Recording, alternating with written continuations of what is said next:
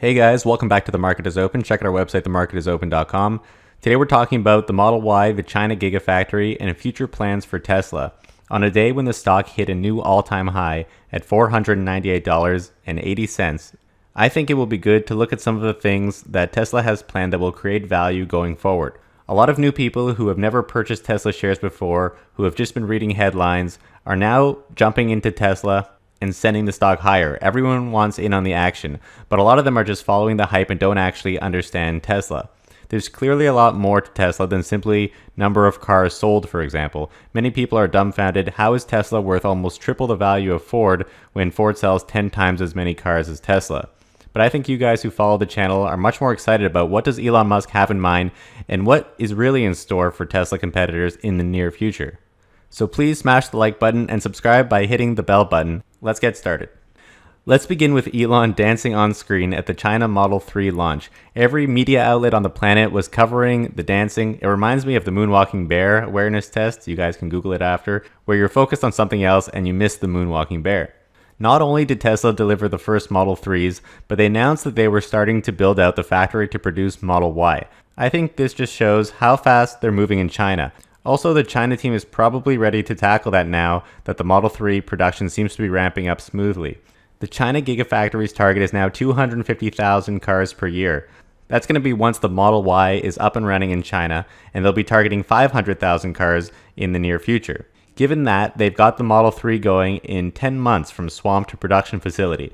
I think they've already started to work on the Model Y, and it will come even faster to China. In our previous video where we estimated Tesla's earnings potential, we used about 120 to 130,000 vehicles for 2020, and we reached a fairly conservative share price of about $654 a share. But if they can get closer to 150,000 vehicles or even beat that, then they might be closer to our more bullish of estimates at around $10 per share of earnings. Now, Model Y will be more popular than the Model 3 because SUVs happen to be more popular than sedans, but because of that, people are worried about cannibalization. On the conference call last time, Elon Musk said that one's an SUV and one's a sedan, so there should be no cannibalization. I think everyone disregards what he says, and they think, how can there not be cannibalization? So the vehicles do look quite similar, but maybe there's something more different than we think. The current market for sedans and SUVs as it stands today is quite separate, so why would the Model 3 and the Model Y have any overlap? I think some people wanted the Model Y, but they ended up buying the Model 3 for the time being, and they probably will switch to the Model Y when it comes out. However, I think when we talk about cannibalization, it means like another product takes over and the old product is gone. For example, the iPhone 11 cannibalizes the iPhone 10. It's simply better and it's meant to be a replacement, and Apple tries to outdo itself each year. However, with the car market, we've seen sedans and SUVs or crossovers coexist. The SUV market happens to be bigger, but that doesn't mean sedans will go away, and they for sure won't. There are advantages in each category, for example, acceleration, a bit more range, and a sports car look, and of course the price, at least $5,000 less for the Model 3. And those things are going to be in the Model 3's favor. Whereas storage and seating space, those are going to be more preferred by some, and you might be willing to pay a bit of a higher price to get those features. So I think longer term, the markets for the Model Y and the Model 3 will exist side by side, and the market for the Model Y will be larger. As Elon has said, it's probably going to be larger than the Model S, 3, and X combined.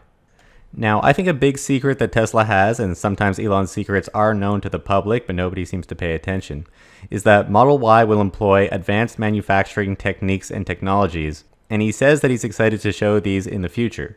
This could be related to some of the patents we've seen, many of which are related to the Gigafactory itself and how the vehicles are manufactured. The Model Y was originally supposed to be built on a completely new platform, but Elon's management team talked him out of it and he eventually agreed to keep the platform the same.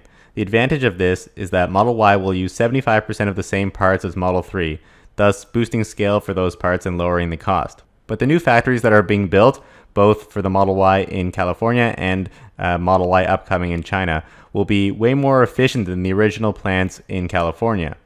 Consider that the Model Y is supposed to make use of the giant stamping machine that can stamp the body of the vehicle in one shot versus 72 parts needed to be robotically welded together back in California. Also, this was supposed to be for Model Y only, but it looks like the China factory is using this for Model 3. Their factory is advancing faster than the cars themselves. Also, the part of the factory that's for the Model Y in California is like round 3 for Tesla in designing factories. First, they started with the Fremont factory, then they moved to the China Gigafactory, and now they're designing another section for the Model Y in Fremont. Even with all these new changes in Fremont, that they've been moving stuff around to make room for the Model Y, this hasn't affected Model 3 production at all. Model 3 production did hit a new record at the end of 2019. So what about these new technologies such as the Model Y's new wiring system, or using sturdier wires so that robots can install them? The Model S originally had about 3 kilometers of wiring. The Model 3 was supposed to bring that down to 1,500 meters. Now the goal of the Model Y is to drop that by 15 times to just 100 meters. I wonder if they'll be able to achieve that goal. If they do, that will reduce cost and complexity and allow robots to put the wires into the car instead of humans, thus reducing the cost and speeding up the manufacturing even further. So I think that the Tesla over-automated thing was sort of a big joke. Even Elon came on and said, yeah, we tried to over-automate and we're sorry about that. Like, we made a bunch of mistakes. But I think that's very much on the table. That was sort of just to appease the media. But the goal for Tesla is still to get 100% automation.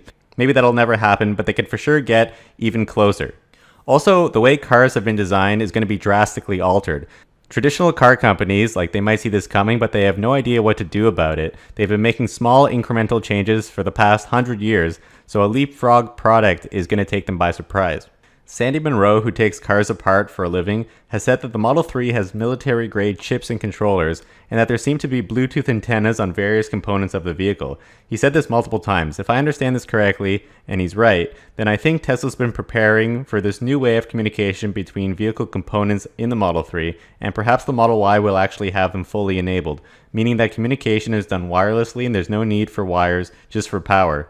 And so that's how they get down to 100 meters of wiring in the Model Y, saving the cost and the weight. That could be just one of the many secret advanced technologies that Elon Musk was hinting at.